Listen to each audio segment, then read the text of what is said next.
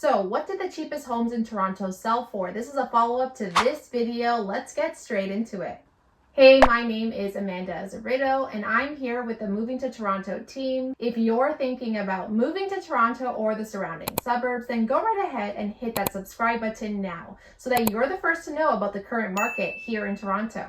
We love helping people just like you who are looking to move to Toronto. So whether that's in 9 days or 90 days, reach out to us. All of our contact information is down below.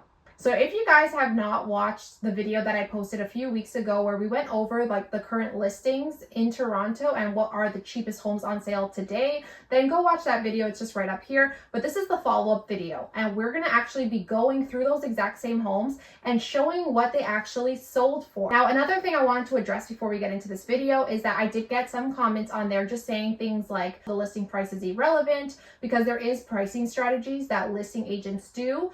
Basically, they price it much lower, and they do that on purpose to try to get like a bidding war situation. So it's a strategy. I simply just stated these are the current listings that are the cheapest in Toronto right now. Because at the end of the day, whether you're showing the listing price or if you're showing the sold price, it's really for two different reasons, right? At the end of the day, this video is for people who are looking to move to Toronto. So those are buyers. Most of my content is directed towards buyers. And at the end of the day, what is more relevant? They want to know what's on sale right now, because if they're moving now, they want to see what is out there, what's available. And that's the whole point, right? I found it more valuable to show homes that are actually for sale that people who are watching might actually be interested in versus showing like something that's already sold, already taken. Now, when I did this video a few weeks ago, there are all the solds now except for one house, and that's because they did end up relisting it and they did charge a lot more than what they originally put it listed. So they were trying to do that strategy, right?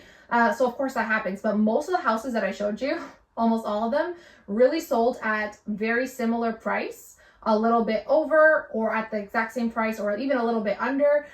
So it was all very relevant. There was just one out of the many homes that I showed where that listing agent was doing that strategy. So obviously the price is very different. But anyways, let's get into it. I'm going to show you guys what they sold for so you guys can actually see for yourselves. Okay, first we're going to look at the house that was mentioned that did actually get relisted for a much higher price.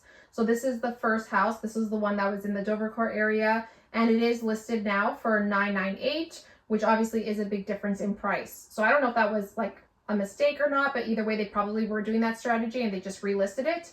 But that's the only one out of all the houses shown. So let's go look at what the other ones actually sold for, because this one's still listed, right? So this one hasn't sold yet, but let's go look at the other ones. All right, so for this one, as you guys can see over here, the listing price was $700,000 and it ended up selling for $740,000. So it did sell for $40,000 more. And this was the one that was a detached bungalow in the west end of Toronto. Now this next one also in the west end of Toronto, really good area. So this was a semi-detached 2-story home. And as you guys can see, the listed price was $779.90 and it ended up selling for $800,000. So pretty much, you know, not much more, not a huge difference in price. So that was this one. This home in the Weston area, also, as you guys can see, the original listing price was $699.99. And it ended up going for $840. So this one was a difference in price. This one did cost more. Now this home was one that's detached, but in the east end of Toronto, so in Scarborough. So this home originally was listed at $759 and it ended up selling for $840. Okay, so again, it is a little bit more than what they listed it for. But yeah. All of these homes, as you can see so far, guys, are still under $1 million. So there is homes that sell in Toronto for under $1 million. And I feel like a lot of times people think that that's out of reach, which is not the case, right? So let's move on to the next one. This is a detached bungalow, and this is in the east end as well of Toronto. So this one was actually listed for $849, and it was end up being sold for $842. Okay, so this one actually went lower. So whoever bought this one actually paid a little bit less than what was the asking price.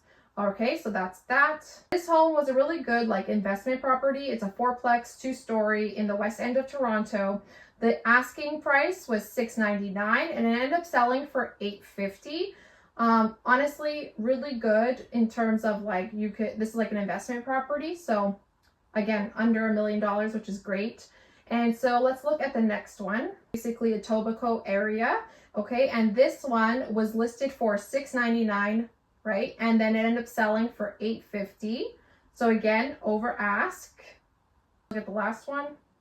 So this one is on the east end of Toronto, again in Scarborough. It's a detached bungalow and it was listed for just over $749 and then it was sold for $895. Okay, so that is all of the homes that I had showed you guys in the last video. And I wanted just to show you guys what it ended up actually selling for. And you can actually see here too, the days on market, also something interesting to look at. So the range, just so you guys know, is as low as 3 days, right? It sold in 3 days, one of them. And then the longest one here was 31 days, okay? So honestly, not that bad in terms of days on market. But yeah, it makes sense. These are really good deals, you know, especially for Toronto. And the whole purpose too was just to kind of show people that there is options out there, you know, that not every single home in Toronto is like $1 million or up, because I feel like people don't think that there is options out there. And you know, these areas are pretty good areas. Not every single area is like the best area in Toronto, obviously, but a lot of these were really good areas in Toronto. So something to consider and look at. But yeah, I just thought it would be interesting for you guys to see, you know, what these homes actually end up selling for.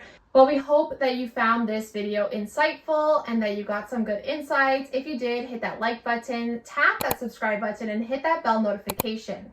And if you're thinking about moving to Toronto or the surrounding suburbs, let us know. All of our contact information is down below. Would be happy to help you. And if you want to see more videos like this one, click this one next. So until next time, guys, see you around the city and God bless.